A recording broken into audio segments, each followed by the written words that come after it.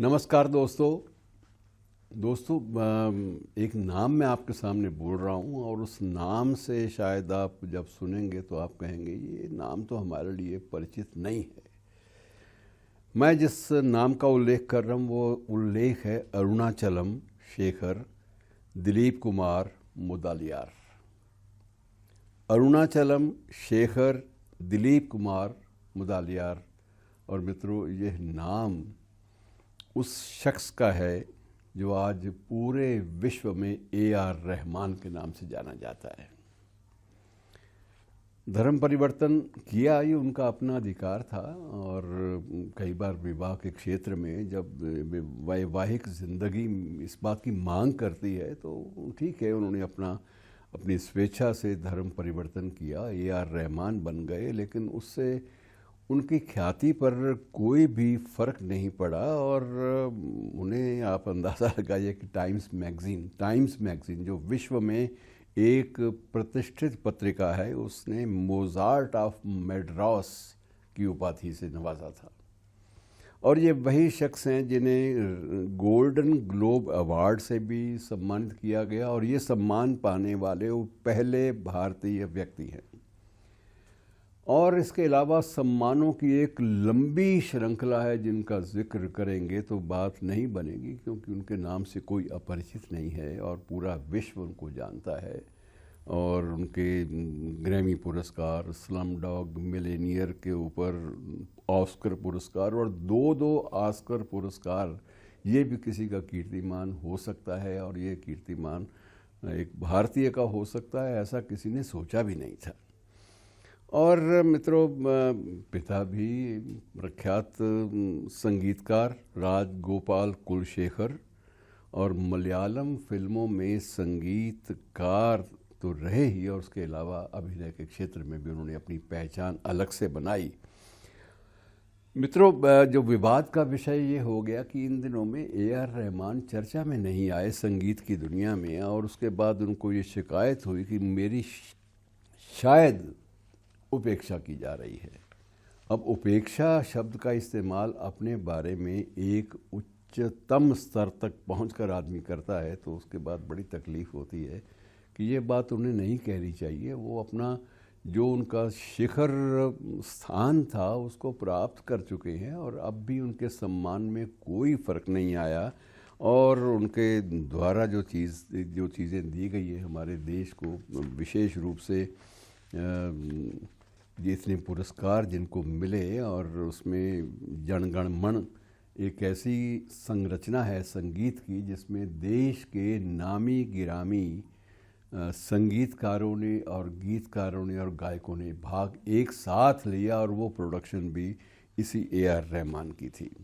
और उसके बाद 1957 में जब वंदे मातरम का गीत जब आया मित्रों, तब भी तहलका मचा और चर्चा चारों तरफ फैल गई कि ये शख्स तो जादुई है। इस शख्स की स्वर लहरियों में एक अद्भुत जादू है और ये ईश्वरीय देन है, ये कोई व्यक्ति अर्जित शायद नहीं कर सकता, ऐसी भी बातें कही गई। लेकिन एक छोटे से वक्तव्य ने उनको बिना बात के अनावश्यक रूप से विवादों के केंद्र में खड़ा कर दिया। बाद में उन्होंने स्पष्टीकरण भी दिया कि मेरा कहने का मतलब ये नहीं था, वो नहीं था। लेकिन कोई भी ऐसी बात जब हाथ से निकल जाती है या मुख से निकल जाती है या प्रतिक्रिया ऐसी आ जाती है तो मित्रों उसका दुष्प्रभाव तो पड़ता है। व्यक्ति की जो एक इमेज है, एक लाइफ टाइम अवार्ड वाली इमेज, कि आदमी इतना ज़्यादा कद्दावर हो जाता है अपने क्षेत्र में, संगीत के क्षेत्र में, गायकी के क्षेत्र में, और उसके बाद अगर आदमी उस स्तर पर उतरने का प्रयास करे जिस स्तर पर एक आम संगीतकार उतरता है तो वो कई बार हज़म नहीं होता। और रहमान साहब को शायद इस बात का एहसास अब तो हो गया होगा कि करोड़ों भारतीयों को उनकी एक छोटी सी टिप्पणी से बहुत ठेस पहुंची है और उनका नाम अभी चलता रहेगा। लेकिन ऐसी इस टिप्पणी के बावजूद मित्रों वो चर्चा में बने रहेंगे, शिखर सम्मान पे बने रहेंगे, शिखर स्थान पे बने रहेंगे, और उनका वो तो जो उनकी उपलब्धियां हैं उसको कोई छीन नहीं सकता।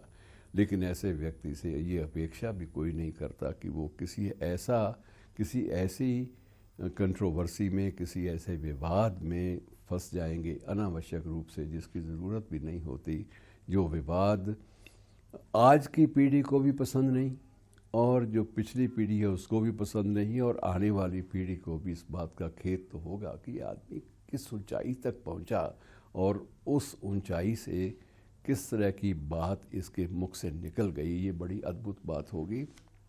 चर्चा उनके बारे में चलती रहेगी।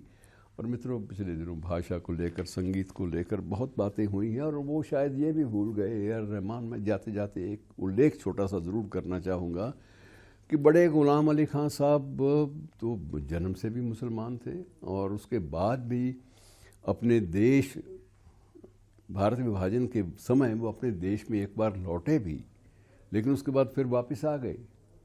उनको लगा कि उस देश में संगीत का सम्मान नहीं हो सकता और फिर से लौटे। और मित्रों, जब वो लौटे, जब तत्कालीन बम्बई, और अब जो जिसे अब मुंबई कहते हैं, तो मुंबई में जब वो लौटे, बम्बई में जब वो लौटे तो उस वक्त बम्बई राज्य के मुख्यमंत्री थे एक ऐसे शख्स, एक ऐसे राजनीतिज्ञ जिनका संगीत से, कलाओं से कोई भी संबंध नहीं रहा या उनसे अपेक्षा नहीं की जाती थी। वो थे मोरारजी देसाई, जो बाद में देश के प्रधानमंत्री भी बने। लेकिन बड़े ग़ुलाम अली ख़ान के प्रति मोरारजी देसाई के मन में भी सम्मान था और मोरारजी देसाई ने बड़े ग़ुलाम अली ख़ान साहब के आगमन के ऊपर उनका स्वागत भी किया और उनके स्थायी आवास के लिए सरकारी क्षेत्र से एक बंगला भी आवंटित किया जहां वो रहकर अपनी संगीत साधना कर सके। अरे मित्रों, ये देश तो हमारा ऐसा है कि इसमें संगीत के लिए, कला के लिए, साहित्य के लिए बहुत व्यापक स्थल है, व्यापक स्थान है। और ए आर रहमान साहब ने शायद थोड़ी सी इसमें भूल कर दी। इस देश की जो मनस्थिति है उसको समझने में थोड़ा सा वो चूक गए। और उम्मीद है कि आने वाले वक्त में अपनी कृतियों के माध्यम से, बयानों के माध्यम से नहीं, अपनी नई कृतियों के माध्यम से वो अपना ये जो एक खरोंच आई है उनकी छवि के ऊपर, इस खरोंच को वो दूर करने का प्रयास करेंगे। धन्यवाद।